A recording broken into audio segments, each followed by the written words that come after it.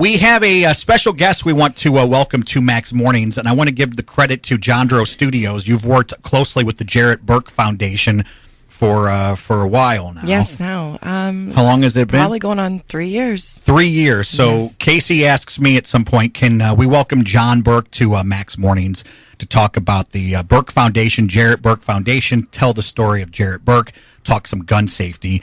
We are community radio first. This is your radio station, and I told her absolutely. Absolutely. So I'm happy to welcome John Burke to Max Mornings as we get ready to start this Thanksgiving week. John Burke, welcome and good morning. First, good morning, Scott. First and foremost, I'd like to say thank you to WCXO and Cayce and Nick Jandro for asking Scott if I could get on the show and talk a little bit about the Jared Burke Foundation, what happened with my brother Jared that fateful day 18 years ago, which happens to be the worst day of my life, and just discuss where we're going and what we're trying to do with the Jared Burke Foundation. Tell us the story. I know this is probably all these years later, it never gets less emotional. It's an emotional story, I assume, for you, your family, and you've taken a terrible negative and turned it into a very big positive, and you're leaving a footprint as a result in this community and beyond. So you're keeping a legacy, and that's awesome. That's right, Scott. I'd been with several other organizations as a volunteer previous to that, but let me go into the story and tell you what happened that day. The day was November 19th of 1999. We had property we hunted in Pope County. It was my grandparents, Bud and B. Hankey's friends. They had some property down there in Pope County that we were allowed to hunt. So we would go down and hunt every year like usual. And Jared, my dad had passed away 2 years previous to this from cancer. And I took it upon myself as Jared. I was the oldest in the family, so I was 14 when he was born, actually. Mm-hmm. And we went down that night before to go hunt, and Kyle Delahunt was along with us. And the next morning when we got up, Jared being in playful self and being he was always like a Chris Farley type of kid, just always joking and carrying on like that. So that's a fond memory of him. But he took the alarm clock and put it right next to my ear. So the next morning when I wake up, it's right there. Yeah, so you woke can't up. Help but hear it. So that's the way the day started off. So we got out to the truck, and he had loaded his gun, and when he loaded his gun, it discharged. So I told him, I said, I don't know what you did, but you need to put that thing away. You're not going to use it. And typical fashion, 16-year-old, beg, plead, promise the world. And that's when I made the most fateful mistake of my life. I let him take that gun after not knowing what happened to it. And ultimately that morning he got out to the stand and he was climbing, and he dropped that gun and it discharged and it hit him in the head and killed him. Really? Oh my God. So started a 14-hour period of me trying to find him out in the large woods of southern Illinois and Pope County and the Shawnee National Forest. We hunted 50 acres that bordered like 25 square miles of timber out there in the Bell Smith Springs, Teal Pond area. So it was, I went and got a friend of ours, Clyde Nolte and his wife. They had a little place right there close, and went and got them, and Clyde helped me out going out and checking for him. And it ended up, we went to the sheriff's department then. Sheriff's department turned into Southern Illinois search and rescue team, dogs and the whole works. And they came to me at 4 o'clock, which would be the 20th of November, 18 years ago this morning, at about 4 in the morning, and told me they had found him and that he was passed away. Really? So at that point, you didn't really know what was going on. You just hadn't. You couldn't find him. He hadn't come back. So no, So it was the worst possible ending to what was already a pretty nerve-wracking search. That's correct. I've never in my life, before or since, had that feeling where you just lose control. Mm-hmm. You can't. It's hard to describe. I mean, unless you've had that feeling, it's one of the things that I'm thinking my mother, who's sitting here next to me in the studio welcome today. Sharon. Sharon's with us, telling us some stories of plans for Thanksgiving coming up this week with Sloppy Joes. See, make Sloppy Joes. I'm going to do that. Because you're going to ruin the turkey. I have no doubt in my mind. So, yeah, I'm glad you brought Sharon with you. So yeah, then with all that happening, I mean, after this all went down, we buried Jared on my dad's second anniversary of his death, which was bad enough, and then to add insult to injury, my mom's mother and my matriarch, Beanie Hanky, passed away 3 weeks later. Wow. And it was, I see people going through it now, and I can't help but reach out to them because of the fact that I know what it's like to go through some of this stuff. And if only I can help by showing them some compassion Absolutely. or helping them out that way, it's all in Jared's name, and that's what it's all about. Yeah. Yeah. So, with that tragedy, a couple weeks after, I was supposed to go pick my son up that morning, Alex Burke, in Knoxville, Tennessee, from his mother, Suzanne Brand. And she was the first person that found out about it. Now, me and Suzanne had been together for some time and helped raise Shannon and Jared pretty much when they were younger. So she was going to be driving out with him, and I had to call her and tell her first, and then keep them from driving because I knew I wouldn't be able to go get him. But he came out for the funeral and everything, and 2 weeks later, after he'd been home, he calls me up and says, "Dad, I got Uncle Jared's been coming to me in a dream every night." And I said, "Oh, well." I said, "I don't know what's he doing?" He said, "Well, he said he left something for me out in the woods, Dad." And I told him, "Alex, I picked everything else up out there." I go, "How old was your son?" 7. 7 years old. He's telling you this. Yes. Okay. And he's telling me this, and I mean, he was at this point. I was like, "Boy, this he's wiser beyond his years right now." Sure. Having this adult conversation with me. But I had watched him at Dad's funeral too, and he walked around the funeral home with a box of tissues, handing them out to anybody that'd be crying. Wow. And it's just an amazing feat. I mean, I can't say enough about him. And so I told him, he goes, "Can you take me out where Uncle Jared was killed on Christmas?" I said, "Yeah, bud, I can do that." So on Christmas, he came out, and we went out with me and my brother Chris, who's 16 months younger than I am. And then we had Shannon and Jared 12 years later. I always told Mom she always waited till we were babysitting age to bring a tattoo. Hey, best laid plans, right? That's best right. laid plans. She always plans. So anyhow, but Alex came out, and we went out there, and we were walking through the woods up there. And when you get to the edge of the Shawnee National Forest, they demarcated the forest with heavily planted pine trees when the National Forest first came about. Instead of fencing and that, they used those. Okay. Well, when you get into these things, it's nighttime like in daytime. Wow. It's dark. And it's easy to get turned around if you're in the dark and everything, and that's kind of what happened to Jared because he was closer to me than what I thought he should have been. But we walked up through those pines. We got on the other side, and there was a balloon on the ground with a note attached to it. It said, "Pop the balloon, see the note inside." So we popped the balloon. The note inside says, "Please tell us where you were and what you were doing at the time you found this. Kilgore Middle School, Kilgore, Texas," which is between Arkansas and Dallas. Wow. Amazing. Yeah. Ultimately, we found out the lady that had sent them out with her class lived in Ohio. And if you were to draw a direct line from her house where she lived in Ohio growing up to where she was in Texas, there was a direct line right over where Jared. So wow. My brother Chris was like, "Whoa." Yeah, that's a whoa moment there for sure. Yeah, he said, "Alex, how did you know this was here?" He goes, "That's not it. It's by that tree over there." And he pointed 30, 40 yards away. Chris goes, "What's that?" And I said, "See the crucifix at the bottom? That's the tree that Jared got killed on." And he goes, "Whoa." Alex goes, "It's by the tree over there." Never been there before in his life. And this is what he'd been dreaming. This is what he'd been dreaming. And then he walks down, gets to the tree, looks where Jared was laying when they found him, steps over the top of this log, looks back up at the tree, and I never forget this as long as I live. He pulls the leaves back and picks up Jared's deer call, his grunt call, straight out of the leaves, and said, "This is what Uncle Jared told me to come and get." Oh my God! Wow. I'm sure you've heard this story before. No, I mean I haven't. Wow. I haven't heard the story from John himself. Wow, that is unbelievable. It was. My brother Chris was like, "Oh, we got to roll. Let's go." Yeah. I was like, "No, we need to kneel down to say a prayer right now." That's what we did. Was that the light that you needed at a time like that? I mean, that is extraordinary. As terrible of a situation as this was. Right. That's amazing. And that was the beginning of it. What really got me was it was several years before. I mean, I had a hard time coming to grips with this whole situation. Well, I bet. Because that the drive home, Don Logger had been out there too with us, and Don, thank God he was there.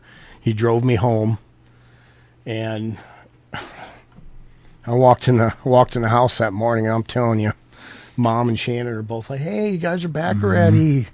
Congratulations, you guys get a deer or something." She goes, "Where's Jared at?" Oh, God. And I said, "Mom, you need to sit down." And she goes, "No, where's Jared?" And I said, "Mom, please, just sit down."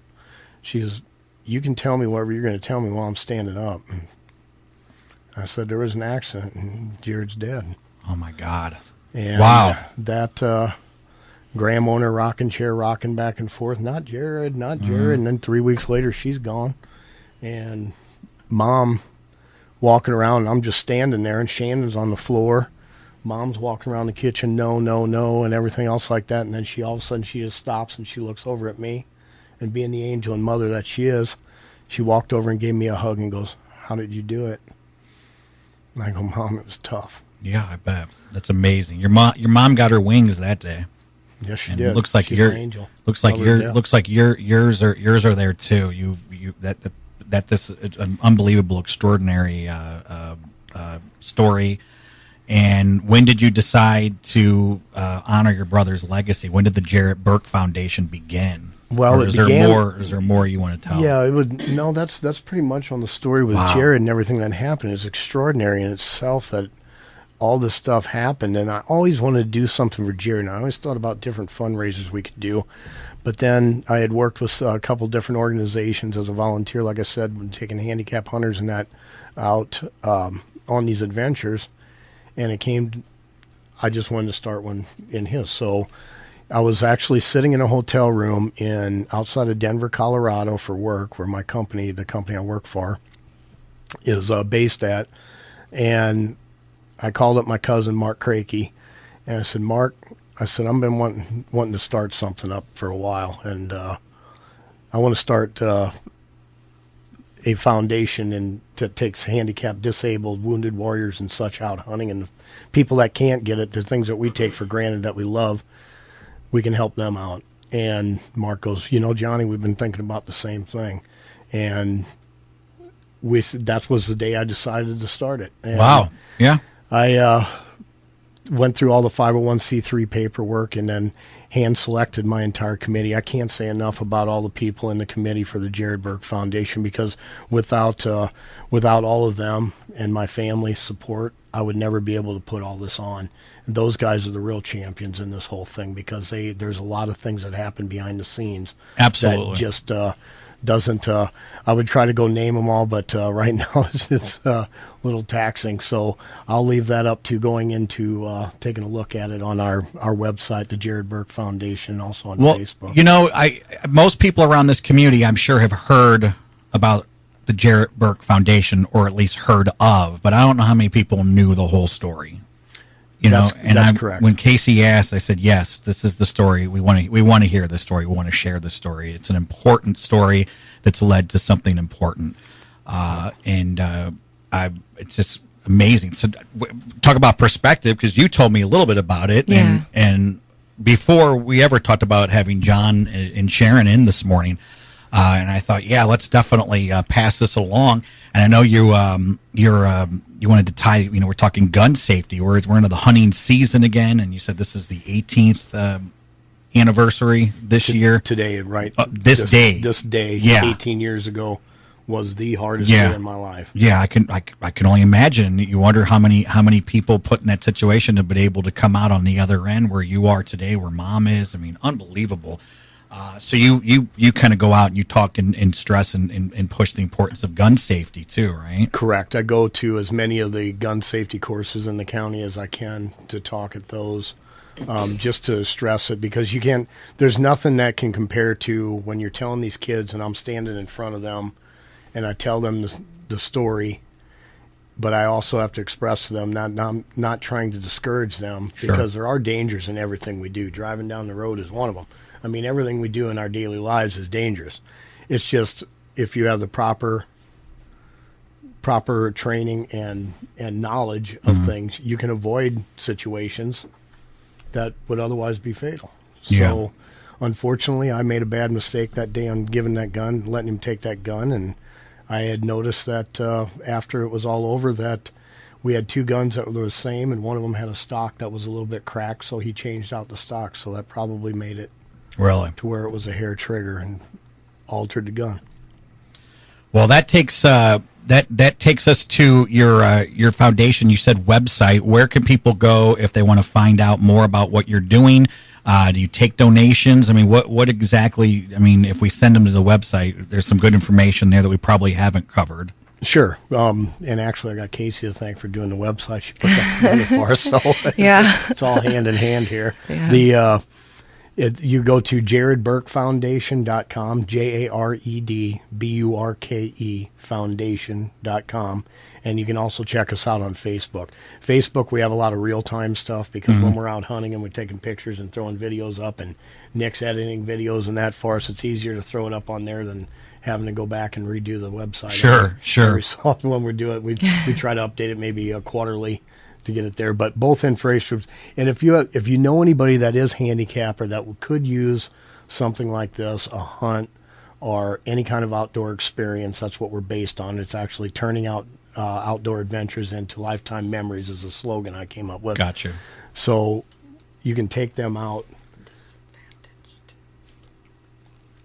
You can go there and find the form on the website. Actually, fill that out. It's not electronic, unfortunately. We're working on that, though. We'll get that. I can make We'll that get a happen. form that you can fill out online, and we can get it. It's a little bit laborious, but you can fill that out and send it into the address provided there, and we will do everything we can to get them out on a hunter. I had one question, and I was curious: was there a particular tie-in to the disabled? You want to bring disabled the opportunity to hunt? Was there a reason behind that specifically? It just so happened to be it just tied in that you want to do something for your brother, and this was a good opportunity. Yeah, I can't think of anything. I wasn't sure because I didn't know if we didn't establish if your brother was disabled or anything of that nature. It just so happened you just saw a need for a cause and a great opportunity to launch a legacy. That's what it was. That's basically what it was. It was when I think back about it and think about what it is. The first time I ever seen someone that was less fortunate than us, disadvantaged, actually take an animal, I was hooked. Yeah. I mean, it's an instantaneous thing. And every time I see another one of our candidates go out and do that, and fulfill a lifelong dream of sorts. It not only helps us, kind of selfish in my way, it helps me out too at the same time that it's helping them out, and it just is it's a win-win situation for everybody involved. Well, I really appreciate you coming in telling this story. This week of Thanksgiving, you talk about all the people that helped make this possible. A lot of thanks to offer up to everyone that's made this possible, but thanks to you. That's a tough challenge that you were dealt in life, and you turned a very bad situation into a positive, and that's something to be commended. I don't know how many people would have as much intestinal fortitude to do that. That's amazing, and I knew we should have put Mom. When Sharon sat down, she goes, "Oh, I'm not going to talk," and then I knew still shaking we her head should have no. put her on mic. She's sitting next to John. But to you and your whole family, God bless you. And thank you for telling your story today. Yeah, I'd like to thank, like I said, once again, my committee. They all know who they are. And my sister Shannon and my brother Chris for being behind me, as well as my mom and family. I appreciate all the support you've given me over the years. And just being out there with all of you guys is just as rewarding part of my life to be associated with you all. Give out the website one more time, John. It's JaredBurkeFoundation.com. That's JaredBurke Foundation.com.